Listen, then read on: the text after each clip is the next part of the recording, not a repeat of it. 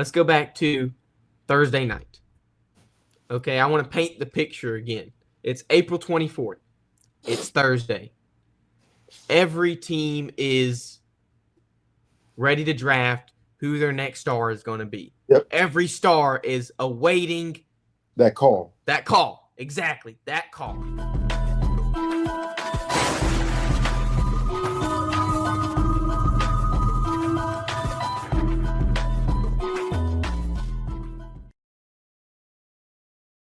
It's night one. And if you watch that ESPN broadcast, Mel Kiper was on it. And the glaze that he was given, who you thought was the best quarterback in this draft class, it was unbearable. So it happens. The Saints pick goes by, and you just get a close-up of Deion Sanders, and he's just upset. He's disappointed. He doesn't know what to think. He thought his son was the greatest thing since sliced bread, going to be the next Tom Brady.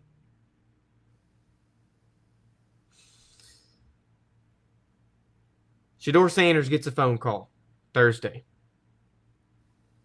He says, hey, this is Saints GM Mickey Loomis. We're going to draft you at 9. Ends up being a prank phone call.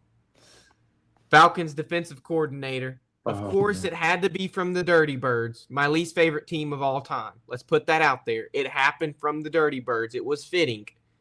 Jeff Ulbricht's son called Shedeur, prank called him, and got his hopes up. He thought he was going to be drafted at number 9, and when it didn't happen, everybody was upset. Because you get your hopes up, you say you're going to be drafted at 9, it doesn't happen, and we're going to see who actually got drafted at 9. So Shedeur is falling. He doesn't go 9. The Steelers pick goes up. There's a 7% chance Shedeur was still on the board at 21 at the Steelers pick.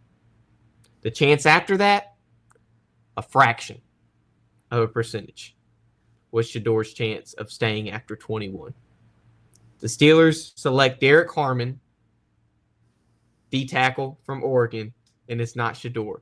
When I watch this, my mind's going crazy. I'm like, man, I mean, I didn't think he was that good. I didn't think he was that great, but I didn't know he was going to drop this far. So I'm waiting. Next day, Nate, rounds 2 and 3. I'm sitting there. I'm watching. I'm going, oh my gosh, when is Shedeur going to get picked? Is someone going to trade up for him? Is someone going to trade back? Like, what is going on? Keep in mind, we had a segment. Jackson Dart's name was picked before Shedeur Sanders. So I kind of got that prediction right.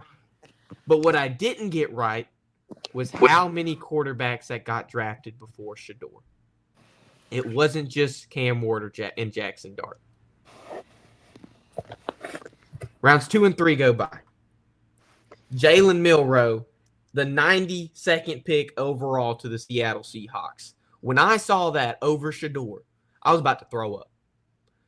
Jalen Milroe is probably the biggest project player I've ever seen in my lifetime.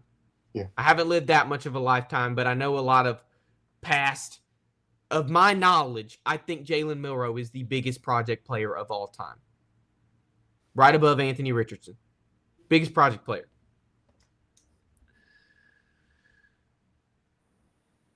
Two and 3 go by, Nate. We don't get Shedeur. Saturday, April 26th. We're on the 4th round. Still no Shedeur. If we go back to the 3rd round, the Browns did draft a quarterback by the name of Dillon Gabriel. So in the 5th round, the Browns trade up and they draft Shedeur Sanders. So he falls from who was supposed to be your number 1 QB, Mel Kiper's number 1 QB, a lot of analysts' number 1 QB, not my number 1 QB, fell all the way to the 5th round. Now, that's crazy to me. I didn't think he was going to be off boards. I'm going to give you a chance to talk, Nate. I'm sorry I'm blabbering a lot. Oh, no. Please.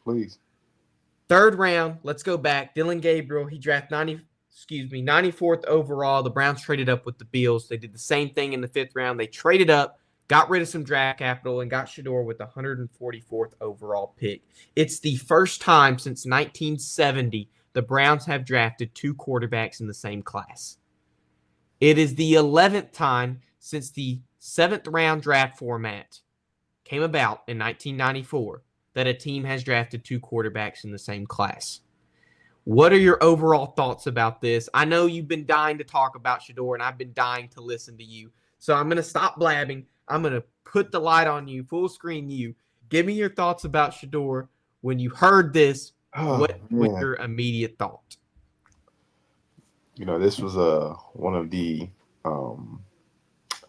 This was one of the biggest shockers in all of the history of the draft. I think the last time we had somebody drop or take a tumble of this magnitude was Leo Collins, when he had that legal stuff going on and he fell as undrafted.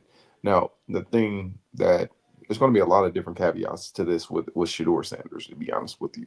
Some people will sit here and say they didn't like his personality, that he was being humbled by the NFL because he went there very, very cocky, very arrogant, and so forth, to the NFL draft, um, and whatnot. And his numbers are really, really good. But then they started comparing the fact that he played in the Big 12 and not the SEC. Um, you know, I I don't necessarily know what's in the mind of the GMs or anything of that sort. I don't like to play or entertain that innuendo. What I do know is this was an opportunity right now for him. He got his name called at the 144th pick, and it wasn't ideal where he got drafted at the place. But the thing is, I feel that can be used as a tool to help him grow and mature.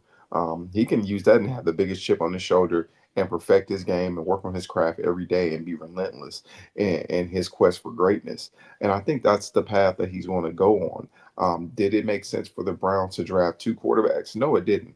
Yet, again, he was going to always be a steal. The further and further he fell into the draft, he was always going to be a steal. So I like the fact that he got drafted as late. I'm glad he got drafted. Let me correct myself.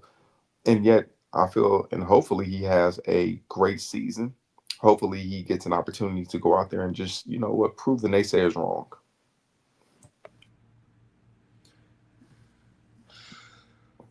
Lank. I think that's what all the Alabama players wear. Let all the naysayers know. Nate, I want to talk about having two rookie quarterbacks of possibly starting QB caliber. We don't know. They haven't played a snap in the NFL, so I'm not going to put that on him. But I'll say potentially, because these were two really good college quarterbacks this past year, and one of them was a Heisman finalist. Mm-hmm. So you have two rookie quarterbacks. You don't know who you're going with. My immediate thought was they're going to try and take the quarterback with the highest ceiling and see if they can tap into that potential. I don't think they're doing this because they want a starting quarterback. I think they might be doing this because of trade value. I think they want to be the ones to tap into the potential of Shedeur Sanders. And this is what I've heard around kind of the league and the sources and stuff. They want to tap into Shedeur Sanders. My thought is, if any team's going to tap into that potential of Shedeur Sanders, it is not the Cleveland Browns. If they have not done it before, they will not do it. The amount of draft busts they have had, especially at quarterback, you can't tell me the Cleveland Browns are going to be the one to do that with Shedeur Sanders. What's going on there?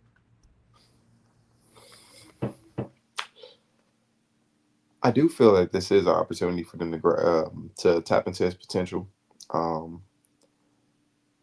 because let's just face it, if people don't gotta like his approach and whatnot, I mean, because there's a very fine line between cocky and confidence is a prerequisite for success, and you can't believe that you're going to be successful if you're not confident.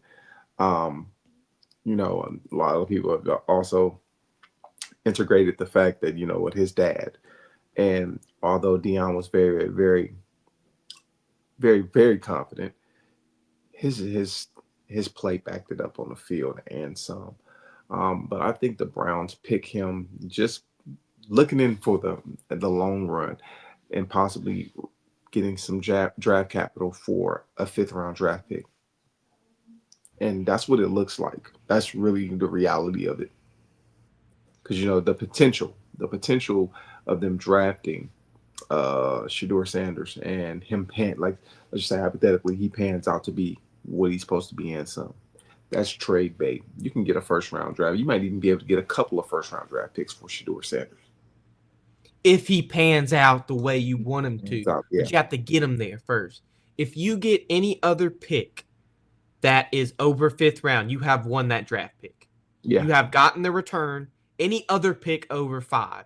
And I know teams are going to look at that and be like, hey, is Shedeur worth, maybe he's worth the 2nd round pick after this year. Let's say hypothetically he's worth the 2nd round pick. Teams are going to say, hey, I'll give you a 4th rounder for him. You used a 5, I'll give you a 4, and we'll call it even there. But I want to talk about the QB room. Glad my dad brought up this topic. You right now have Joe Flacco. Yep. Deshaun Watson we don't know when he'll come back from injury. That's another thing. You have Kenny Pickett. Small hands Kenny Pickett. Small hands Kenny Pickett. Excuse me. I'm sorry. I should have put a little bit more disrespect on his name. And now you have the 2 rookie quarterbacks. And he makes a good point. What if it's Dylan Gabriel, the one that they trade? There is a scenario where one of these quarterbacks. What's the draft stock you gonna get? What's draft what kind of stock you gonna get for Dylan Gabriel? Nothing. You better off trying to trade Sanders. I agree. You can't bring 5 quarterbacks in your 53-man roster. Right. What I'm thinking is Deshaun Watson's out. You bring Joe Flacco in for sure, which leaves 2 spots, either Kenny Pickett. You could even trade him. Kenny Pickett, Shedeur Sanders, Dylan Gabriel. You get 2. Can only choose 2 of those 3. Nate, who are the 2 you are choosing? This is now a big prediction because we haven't even gone through the preseason. If Joe Flacco is a lock, who are the other 2 quarterbacks you're taking on the Cleveland Browns 53-man roster in 2025? Kenny Pickett was the 1st round draft pick? 22 to the Steelers in 2022, I think. He just won a Super Bowl as a backup. I would more likely take the young guys. I'll take Pickett and Shedeur.